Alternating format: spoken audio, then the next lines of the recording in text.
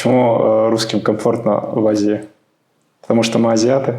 Здесь декрет, наверное, всего 3 месяца дают, 80 дней. Можно ли купить гражданство Гватемалы? Не знаю. Можно, но тебя посадят в тюрьму.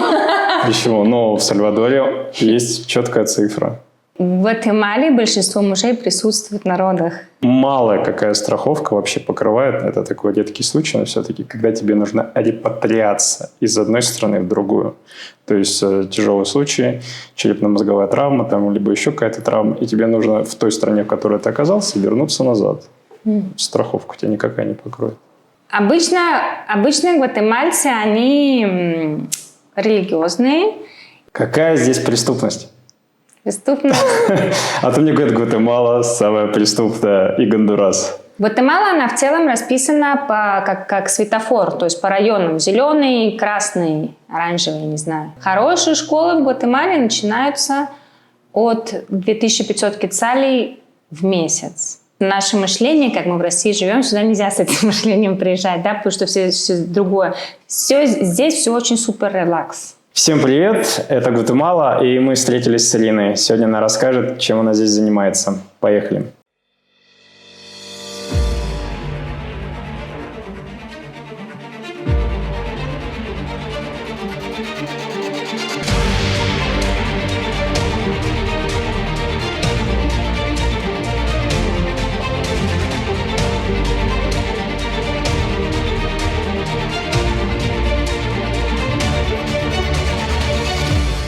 Ищете новые впечатления и готовы отправиться в захватывающее путешествие по странам Латинской Америки? Я лично посетил эти страны, побывал в самых известных и малоизвестных местах, включая те, куда не каждый решится отправиться. Гулял под ним и днем, и ночью. Теперь готов приложить только уникальные туры, которые подарят вам незабываемые эмоции и откроют скрытые уголки Латинской Америки. Наши услуги включают авторские индивидуальные туры, экстремальные туры по неизведанным местам, медицинские туры для реабилитации, премиум путешествия на высшем уровне и туры недвижимости по Латинской Америке. Почему стоит обратиться именно к нам? Первое. Наши профессиональные гиды, владеющие несколькими языками и обладающие глубокими знаниями о местных достопримечательностях, сделают ваше путешествие незабываемым. Живя в этих странах, они знают их лучше, чем местные жители. 2. Мы обеспечиваем трансфер из аэропорта и встречу на личном автомобиле для вашего комфорта. 3. Мы предоставляем экстренную медицинскую помощь по всему региону. 4. Организуем путешествие под ключ. Берем на себя все организационные моменты, бронирование отелей, транспорта, экскурсий, страховки и других дополнительных услуг. 5. Предлагаем уникальные скидки и тарифы на отели, которые недоступны обычным туристам. По желанию организуем частный вертолет или катер для роскошного отдыха на Карибском побережье. Пусть ваше путешествие станет незабываемым. Откройте новые грани мира с нами. Ирина, расскажи, пожалуйста, почему именно Гватемала? Я познакомилась, не знаю, как начать. О май гад. Как есть. Свой долгий путь. Когда мне было 21 год, я закончила университет в Москве. И я поехала в Китай работать. Я работала в Китае по специальности инженер-технолог швейного производства на русские компании. Мне там очень нравилось. Я жила в Гуанчжоу. И там я встретила своего будущего мужа. То есть мы уже познакомились, поженились. И он захотел переехать в Гватемалу и открыть свой бизнес здесь. Поэтому мы сюда приехали. Быстро ты рассказала. Хорошо. А сама ты из Москвы? Нет, я из Обнинска и училась 5 лет в Москве в университете. А чем тебя затянул Китай вообще? Потому что моя специальность, я в швейном производстве, и на этот момент в России он, скажем, не настолько был развит. Были фабрики, на этот момент были фабрики достаточно старые, и на этот момент вся Россия отшивалась в Китае. То есть у меня были большие перспективы в Китае и маленькие перспективы в России. Ты говоришь, а раньше была, сейчас как фабрики в России есть? Я думаю, что уже начали строить несколько известных брендов, уже отстроили свои собственные фабрики, уже с технологией, то есть намного современное оборудование. Ты в Гуанчжоу поехала сразу же с китайским или там учила по факту? Я там учила, да. То есть я приехала, скажем, только с русским. Мне нужен был только русский, потому что я работала на русскую компанию.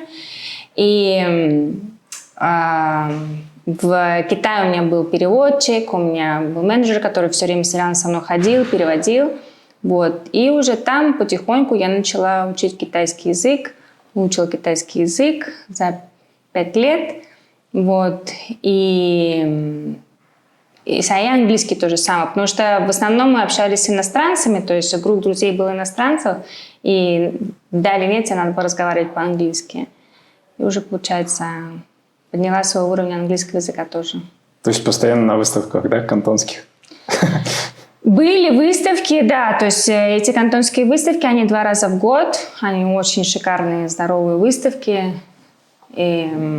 Но в основном работа была, моя работа была и ездить, проверять поставщиков, работу, качество работы, отгрузки, то есть вот это. А то, что ты не знала китайский, а только на русском, это как-то на твою зарплату влияло? Она была небольшая.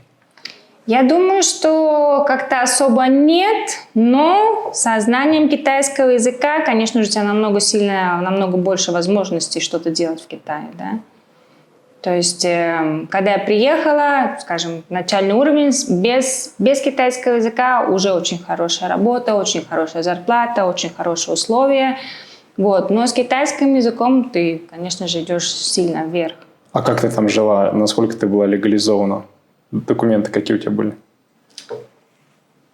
Там, получается, русская компания, у них офис в Китае, и этот офис уже оформлял все документы, рабочая виза. Рабочая виза? Рабочая, да, у тебя была? БНЖ, ПМЖ у тебя не было китайского?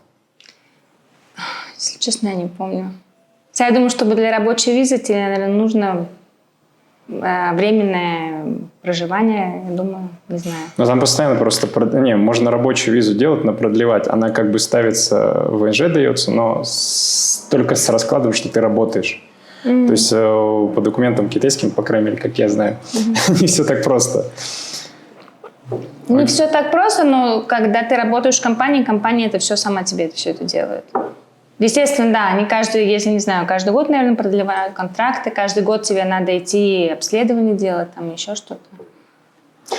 И вы там познакомились с мужем? Да. И вот Гутебальс. И вы там еще поженились, я так понимаю? Свадьба у нас была в Москве, то есть обычно гватемальцы, они религиозные, и они больше упор делают на религиозную свадьбу. То есть обычно свадьба вот как с адвокатом, у них очень маленькая, очень скромная, поэтому мы на этот момент сделали одну свадьбу. А у нас наоборот. У нас как бы религиозные практически не делаются, у нас только вот обычные с адвокатом. Ну, венчания мало, да, встречается. И мы сделали свадьбу, 2 свадьбы сделали. Одну мы сделали в Москве, то есть со всеми моими родственниками, часть родственников его приехала туда. Вот. А вторую, религиозную, мы когда уже потом приехали сюда, наверное, через 8 месяцев уже здесь было венчание в церкви и вся его... В Гватемале. В Гватемале, да. Но здесь, чтобы венчание в церкви, тебе не нужно менять твою религию, так и осталось. То есть у тебя муж католик? Муж католик, а я православная, да. И церковь католическая как к этому относится? Нормально? Они разрешили как раз, да. То есть они, католическая церковь, я думаю, они очень открыты на эту тему, и они не заставляют тебя, то есть, менять твою религию. По крайней мере, нас. А дети? Какой религии? Детей еще не крестили. Ну, обычно вроде в католической церкви говорят, что на осознанном уровне, да, когда ребенок сам готов или нет? Нет. Нет? Практически с рождения, я думаю. Да. Хорошо. И как вы переместились в Гватемалу? Почему не остались в Китае? То есть муж работал, ты работала, у обоих была работа. Почему решили вернуться? На этот момент муж работал на компанию. То есть у него была очень хорошая должность, но он на этот момент, он уже был 8 или 10 лет проживания в Китае, и все-таки Китай – это другая, как сказать, обычаи, культура совершенно другой, и в итоге он немножко устал от этого. Мне было там суперкомфортно, но он устал, и он все-таки хотел уже сделать что-то свое и вернуться в Гватемалу. Почему русским комфортно в Азии? Потому что мы азиаты? Я не знаю, мне кажется, не знаю. Но делятся же европейцы и азиаты. Да, На какой да. категории относимся? К азиатам. Два, я думаю, оба. Есть европейцы, есть европейские, как бы есть азиатские люди. Я так думаю. Мы к их категории относимся. Окей. И вы прилетели в Гватемалу. Насколько тебе здесь было легко адаптироваться? Ну, ты же испанский не знала, так понимаю. Я знала испанский, то есть когда, например, в 2013 году он привез меня сюда, в Гватемалу, просто посмотреть, познакомить, представить меня. И уже как бы с мыслью, что мы сюда переедем скоро, да. Вот. Я приехала в 2013 году, познакомилась со всей его семьей, мне понравилось. И когда мы вернулись обратно в Китай, я еще работала, и я начала учить испанский язык. Сначала я начала учить его просто там на Ютубе, какие-нибудь там онлайн. Месяц-два спустя уже у меня какой-то был прогресс, и муж мне помог найти испанского репетитора в Гуанчжоу. И вот с этим репетитором я начала частные уроки, он испанец, частные уроки, и за год уже выучила испанский язык. То есть я сюда приехала не то, чтобы там супер такой разговорный язык и так далее. Нет, скажем, база. Ну, муж-то всегда рядом, он носитель языка. Да, то есть я еще разговаривала с мужем. Конечно, это было легко. Вы рассматриваете возможность переезда в страны Латинской Америки и не знаете, какую из них выбрать? Наш канал создан специально для вас. Мы предлагаем актуальную информацию о переездах и жизни за границей, а также полезные советы от русскоговорящих жителей разных стран. Подписавшись на наш канал, вы всегда будете в курсе последних новостей и сможете получить ответы на все интересующие вопросы. Пожалуйста, оставляйте ваши вопросы в комментариях. Мы с радостью ответим на них или зададим их нашему следующему гостю. Ваши комментарии помогут нам улучшить наш контент, сделав его еще более полезным и интересным. Мы очень ценим вашу поддержку, будь то распространение наших видео среди друзей или донаты. Ваша помощь позволяет нам продолжать путешествовать и делиться актуальной информацией о жизни за границей. Узнать больше о том, как поддержать наш проект, вы можете по ссылкам в описании. Спасибо, что остаетесь с нами. А по поводу работы, как вообще здесь тебе было найти работу? Легко? Сложно, но это, опять же, я думаю, смотря в какой индустрии вы ищете работу, да. Поскольку я инженер-технолог швейного производства, и вот эта вся тема швейка, она находится за пределами города, то есть это достаточно далеко. И когда я приехала, я не водила машину, я не знала, как водить, и у меня прошло несколько лет, чтобы начать водить машину, да, получить права, адаптироваться и так далее, и так далее, и так далее. Вот. И сначала, когда мы приехали, я не работала, наверное, год. Я родила первого ребенка, Виталика. Вот. И потом, когда Виталику уже был год, я начала просить мужа, чтобы он мне помог искать работу. Он мне начал помогать искать работу и устроил меня в ювелирную компанию. То есть я там была менеджером по закупкам. Мне нравилось, все было очень хорошо. Пришла пандемия, и она закрылась. Здесь пандемия, достаточно много компаний позакрывалось. Вот. И потом, 1,5 года спустя, после пандемии, опять начала искать работу, и опять же муж мне помог. И уже в моей индустрии, в швейной индустрии он мне нашел работу. Но да, сейчас, например, мне надо достаточно далеко ехать, наверное, минут 30-40 за черту города. Там моя работа. Ну, для Москвы это вообще супер. По времени. Потому что да. Окей, а чтобы далеко не уходить, то есть ты говоришь, ты родила ребенка. Первый вопрос. Есть тут вообще декретные? Оплачивают ли? Вау. Когда я родила первого ребенка, я не работала. Когда второго родила, да. И здесь декретные, наверное, всего 3 месяца дают, 80 дней. даже не 3 месяца, 80 дней. Оплачивают, мне кажется, полностью. 100%. Я думаю, что 100 или, может быть, 80. Это от работодателя идет? Или это от государства. То есть, если ты работаешь официально, да, если ты работаешь официально, ты платишь все налоги и так далее, и так далее, и так далее. Я работала на этот момент официально.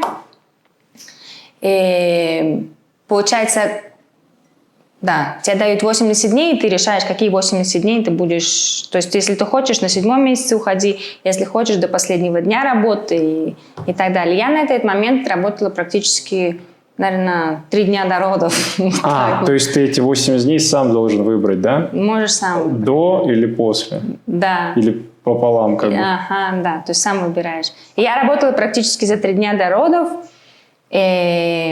И потом уже государство тебе платит вот эти деньги. А после 80 дней иди работай. Да, я вышла на работу. И единственное, что тебе дают час меньше работы. Например, если у тебя 8-часовой рабочий день, тебе дают 7-часовой рабочий день в течение года. Скажем, на первый год ребенка. Потом... Но на зарплату это не влияет? Нет. То, что ты меньше работаешь. Если ты не работаешь, то тебе вообще ничего не выплачивают, соответственно. Если я не работаю, как? Если я домохозяйка? Когда у тебя первый ребенок родился, ты не работала, тебе ничего не выплачивают. А сами роды вообще насколько квалифицированно проходят в клиниках? Ты в государственной либо в частной рожала? На самом деле, мне очень понравился опыт родов в Гватемале, потому что это, мне кажется, совершенно другая история, как в России, да. Я рожала в частной клинике, то есть здесь у всех, здесь у тебя должна быть хорошая страховка, чтобы идти в хорошую частную клинику, да.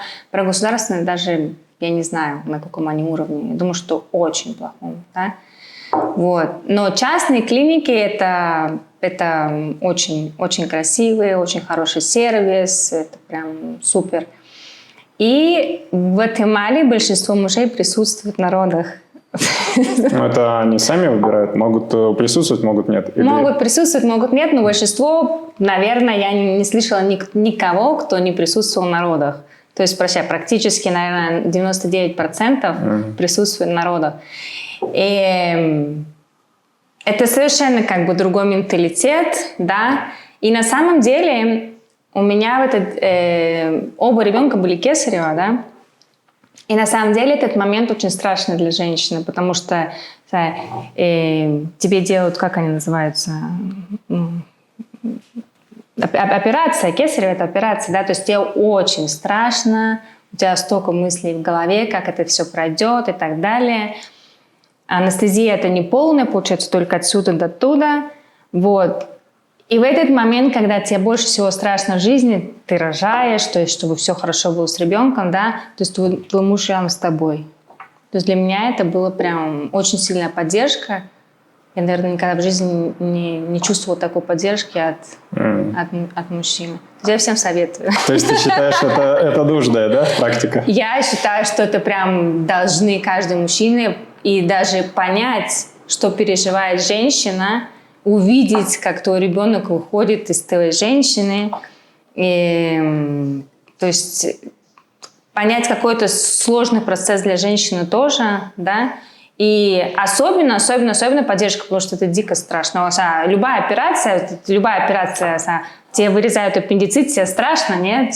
Мне делали аппендицит, я помню, в Москве мне вырезали аппендицит, меня повезли в общественную больницу, и никого не было со мной, мне было безумно страшно. Я думала, я не проснусь. Ну, это в каком возрасте? 18 лет мне было. Ну, уже нормально такой возраст. Ага, то есть сейчас, конечно, мне кажется, это супер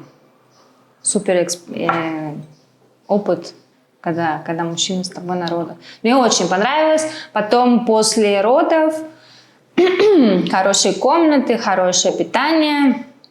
Муж у меня спал, то есть у меня здесь была моя кровать и отдельная комнатка, и где у меня спал муж. То есть муж все время был рядом со мной. Ну, впечатления мужа какие? Что он рассказал после?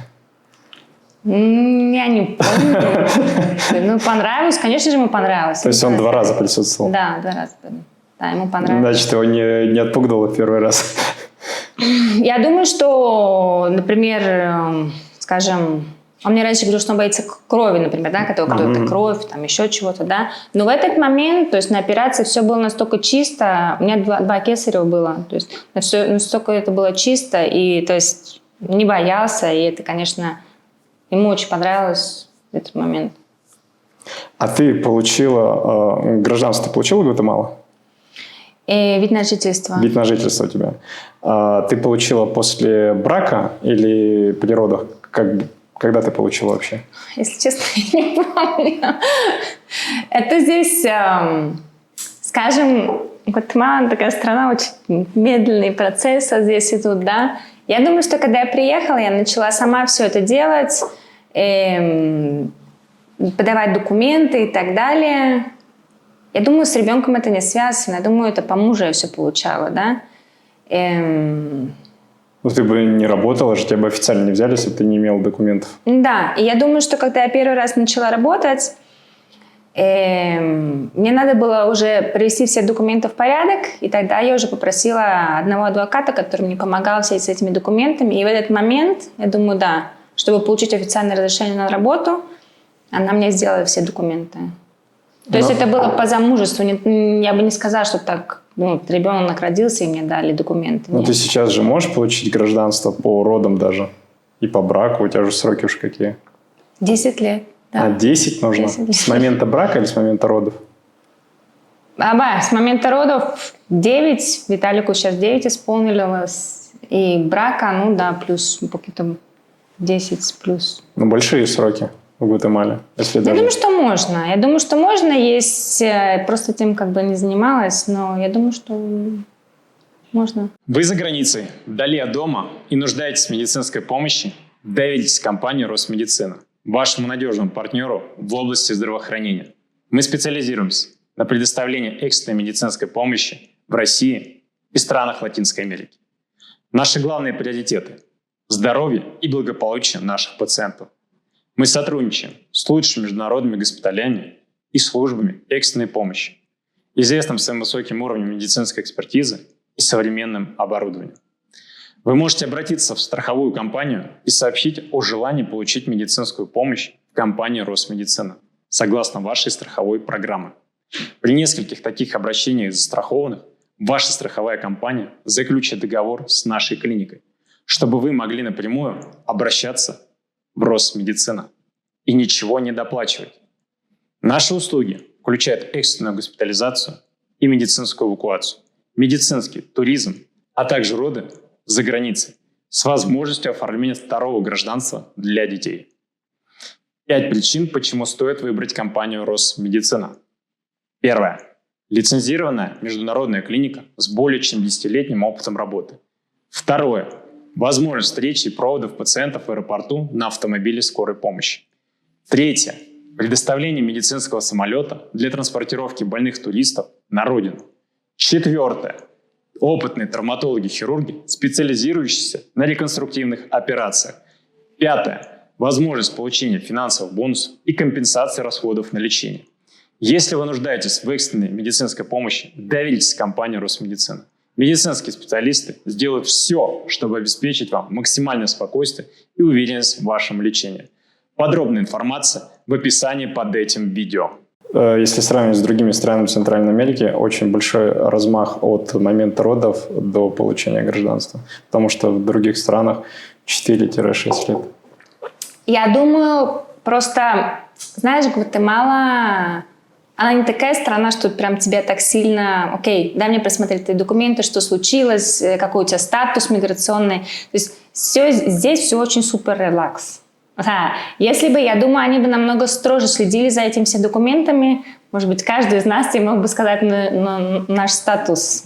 Мы сейчас на каком статусе находимся. И получаем временное или постоянное место жительства, или гражданство. То есть как-то здесь это... Не так нужно, что ли, я бы сказала? Не, подожди. Если ты постоянно живешь, окей, у тебя релакс, ты особо не думаешь и не спешишь. Но есть люди, которые, наоборот, хотят получить гражданство через роды, кто-то по-другому легализоваться хочет, и им важен срок, да? Кто 10 лет готов, не все готовы 10 лет ждать, им бы побыстрее, от 3 до 6 максимум. В этом случае я бы посоветовала, например, адвоката.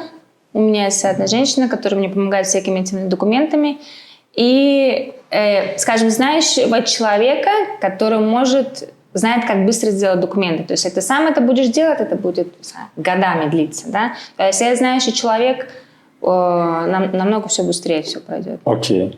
Можно ли купить гражданство Гватемалы? Не знаю. Можно, но тебя посадят в тюрьму. Почему? Ну, в Сальвадоре есть четкая цифра. Заплати биткоинами, долларами и получи гражданство. А тем самым они привлекают иностранных инвесторов, потому что многие хотят второе, другое гражданство. И у них даже на сайте официально это все вывешено. Не знаю. Я не слышала. Но пока я не встречал таких людей, которые за деньги получили гражданство Сальвадора. Но это открытая информация, буквально на правительственном сайте. Заплати и получи. Я бы даже не знаю, кто в Гватемале, у кого есть гражданство, у русских. Все на ПМЖ живут? Я думаю, что да. Да, здесь практически как-то, эта тема как-то не особо... Никто не думает об этом, да? Я думаю, что практически нет. Окей.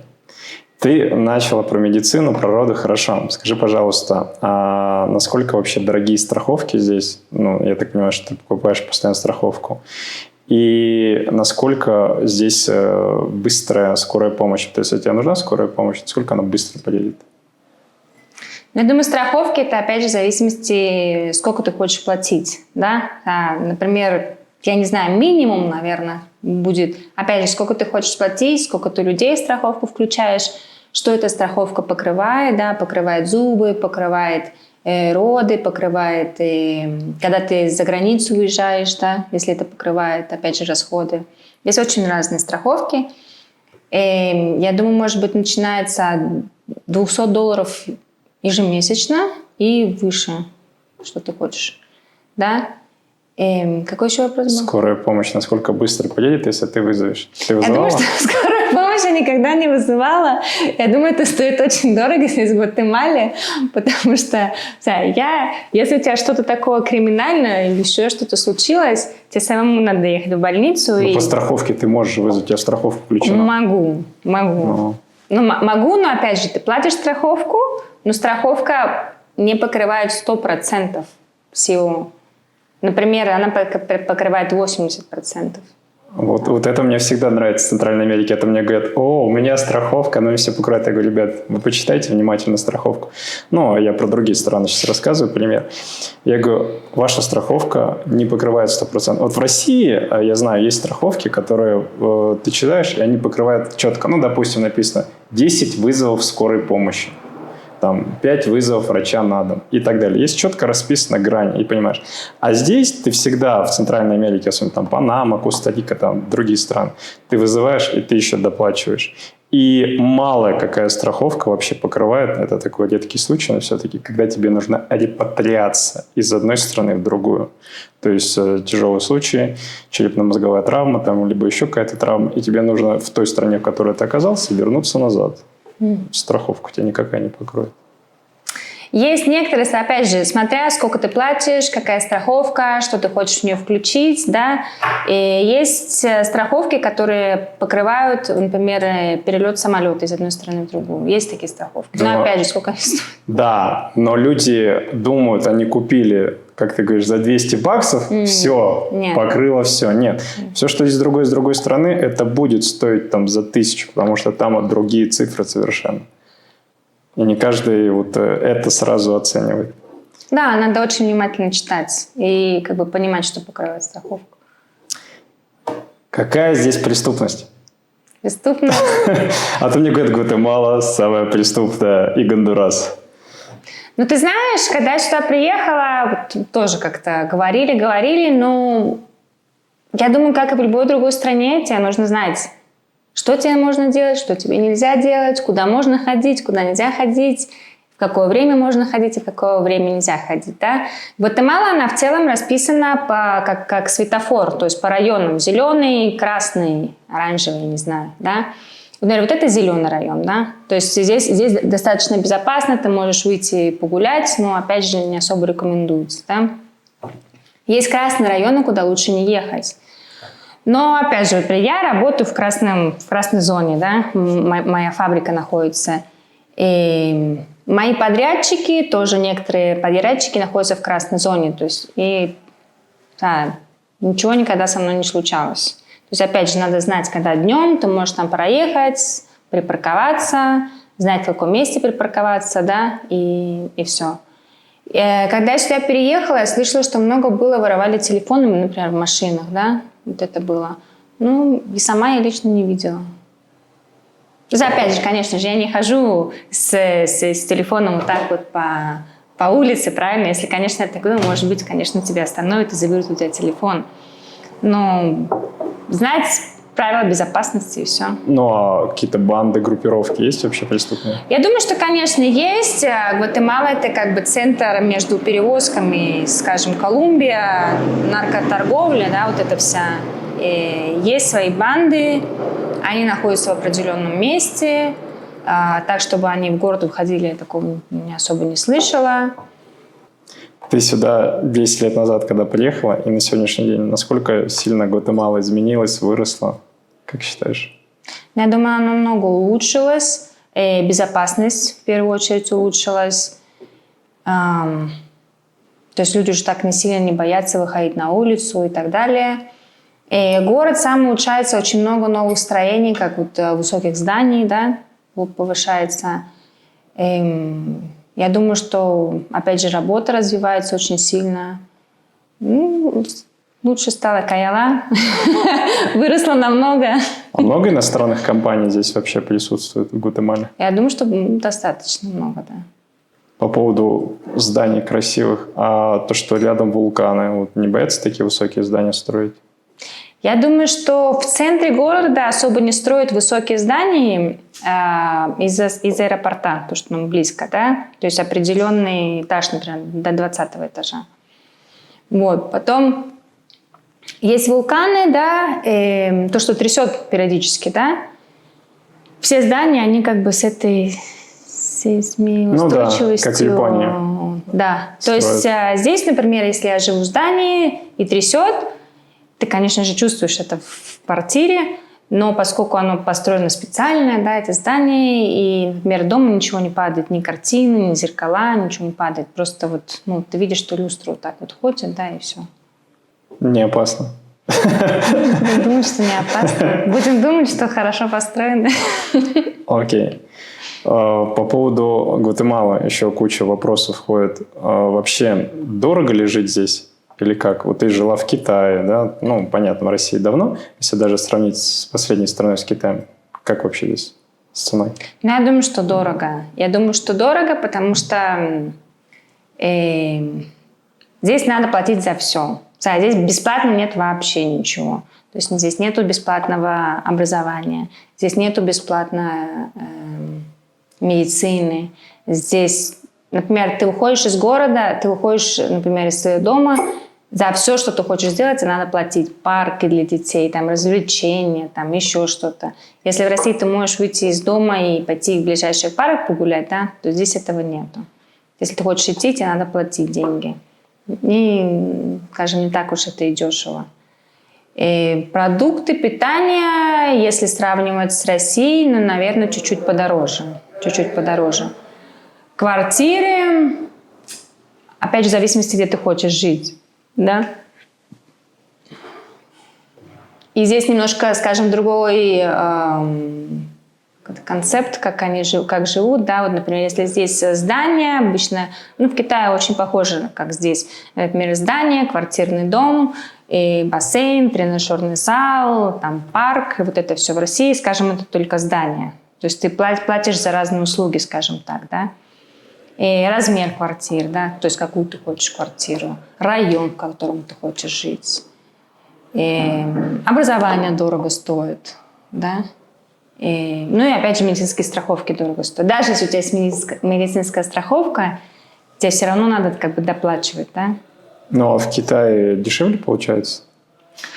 В Китае квартиры, наверное, да, дешевле, но опять же, где ты хочешь жить, в каком здании ты хочешь жить. На тот момент, когда мы жили в Китае, у меня не было детей, мы жили в достаточно маленькой квартире, нам было уютно. Да, сейчас у нас 2 детей, нам нужна уже большая квартира. В Китае я не платила за страховку. Я не помню, как это было. Но, может быть, даже платное медицинское обслуживание было не такое дорогое, как здесь. Здесь, конечно, это очень дорого стоит. Хотите узнать больше о моем движении, о том, с кем я встречаюсь или в какой стране нахожусь? Подписывайтесь и задавайте свои вопросы в нашем телеграм-канале Кажан17. И я постараюсь учесть их на следующей съемке подкаста. Буду рад видеть вас в наших каналах, ссылки на которые есть в описании. Жду ваших подписок и комментариев. А с точки зрения питания, транспорта, вот Китай и Гватемала? Питание было достаточно, недорогое, скажем, в Китае на этот момент, да. Транспорт, я там пользовалась публичным транспортом, все было отлично, метро, автобусы, все что угодно. Здесь, конечно, тебе нужна своя машина. В этом плане, да, это дорого. Бензин намного дороже, чем в России. В этом плане, да. Вот в Гватемале видел такие зеленые автобусы ездят с высокими остановками. А почему вот так сделали высоко, чтобы заходить? Метробас.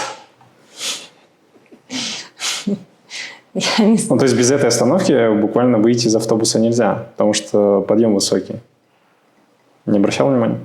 Обращала внимание, я думаю, наверное, сделали, потому что очень много. Это, кстати, тоже один плюс из Гватемалы. Например, есть много людей, которые, например, колясками пользуются, да, для детей, для взрослых, там, я не знаю. И я думаю, что это сделано, чтобы сделали специальный подъем, чтобы... То есть из автобуса тебе надо спуститься, когда ты сходишь, да? То есть, а если ты поднимаешься на коляске, и потом ты на этом же уровне заходишь в автобус, я думаю, намного более удобнее. Окей, а если где-то экстренно нужно остановиться автобусу, то ты не выйдешь? Автобус так просто не останавливается, да. Но если он физически сломается, то и как выходим? Ставим лестницу, да? Если честно, я на этом автобусе ни разу не каталась. Про образование. То есть у тебя дети. Скажи, пожалуйста, как вообще школьная программа, насколько она отличается? Изучал ты этот вопрос? Если честно, я не знаю российскую школьную программу, потому что у меня дети не учились никогда в России, поэтому я не знаю, насколько она отличается. Я на самом деле думаю, что очень похоже. Здесь в Гватемале есть, скажем, 2 программы. Одна гватемальская и одна американская. То есть здесь очень много американских школ, именно от США. И они там дают именно американскую программу в этих школах. Вот. И я думаю, вся программа плюс-минус одинаковые. Единственное, что я хотела бы отметить, что подход к изучению, да, преподаванию здесь совершенно другой. То есть детям не надо ничего зубрить, не надо ничего делать. Они в этой школе, где они учатся, им не нужно домашние задания делать. Максимум, что их просят, их читать. У меня одному ребенку 9 лет, другому ребенку 5 лет. То есть они оба уже в школе. В школу они идут, скажем, здесь школы принимают... Вот эта школа, например, с 3 лет уже и до 18 сразу. То есть когда школьники, получается? Когда школьник, детский сад, и все это, скажем, в одном учреждении. Да. То есть они пришли туда в 3 года и 18 ходят. Большинство школ принимают с 5 лет и до 18, скажем так. А сколько классов образования всего? 11, 12? Не знаю. Но... Я думаю, что плюс-минус 11. Окей. Школа, соответственно, частная. Да. Сколько стоит образование в школе? Это, опять же, да, в зависимости, в какую ты школу хочешь отдать, сколько у тебя есть денег. Есть очень сильный разброс. Хорошие школы в Гватемале начинаются от 2500 кецалей в месяц. То есть 2500 кецалей это будет чуть больше $300 в месяц. А если в садик? В садик, ну, может быть, я думаю, что, опять же, район влияет, да, как ты хочешь. Садики здесь я хотела отметить, что только на полдня. То есть до часу, до 12? То так с 8 до 12. С 8 до 12, Да. 4 часа всего. Всего 4 часа. То есть ты платишь за садик всего 4 часа. Садик, Там больше времени потратишь проводить, а потом встретить. Ну, но обычно садики выбирают, которые рядом с домом, или чтобы было близко. Да. Начинается, скажем, от, я думаю, 1500-2000 кецалей, и опять же, сколько ты хочешь платить. И выше. Это, скажем, $200-300 выше за 4 часа. насколько здесь вообще большое русское комьюнити в Гватемале? Я бы сказала, достаточно маленькая. Маленькое? Да, очень маленькая. Ну, сколько человек примерно, как считаешь? Я думаю, что надо как бы немножко разделить город, и есть вот это мины, где есть русское общество. А если город брать, ну, не знаю, ну, может, человек вместе с консульскими, может быть, человек 100, я не знаю. То есть очень маленькая. А очень много консульских людей? Да, да. То есть здесь большое консульство? Эмбахада и консулао. Эмбахада это как?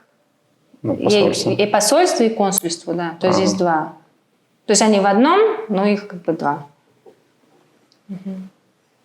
И насколько часто происходят встречи, праздники там? Основные праздники мы встречаемся. Например, там Новый год. И в этом месяце они делали мероприятия от консульства и с участием КСОРС. 9 мая всегда, Масленица. То есть еще несколько там, День России, скажем так, да, там, может быть, 5 раз, наверное, в год встречаемся. Ну, есть люди, которые целенаправленно приехали в Гватемалу жить, да? Ну, то есть твой случай, он там брак, да? А вот хочу именно в Гватемалу и приехал в Гватемалу. Или в основе это вот такие браки? Я бы сказала, в основном такие браки, как у меня.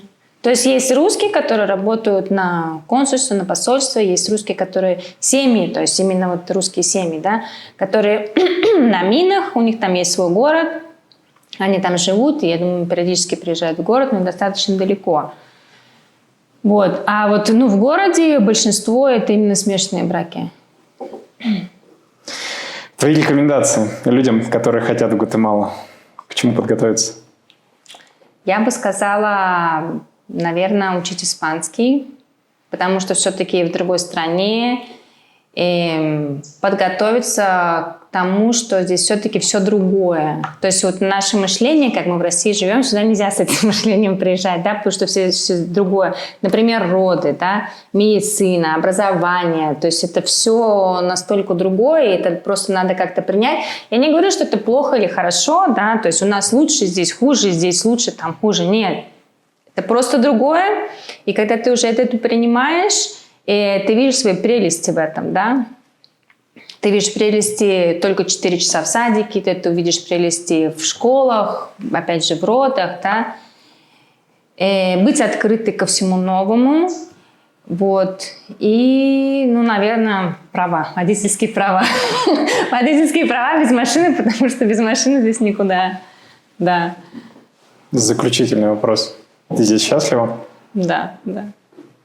Здесь очень, скажем, страна, они очень люди добрые, очень вежливые, очень отзывчивые, да. И особенно, что мне нравится, это вот их семьи. То есть они очень семейные, праздники все вместе проводят. Для них очень важно встречаться периодически, да. То есть очень такие добрые. Если вы не получили ответов на свои вопросы, не расстраивайтесь. Оставляйте в комментариях и подписывайтесь на наш канал. Мы обсуждаем опросы подписчиков в новых подкастах с жителями Латинской Америки. Жду ваших комментариев, дорогие подписчики.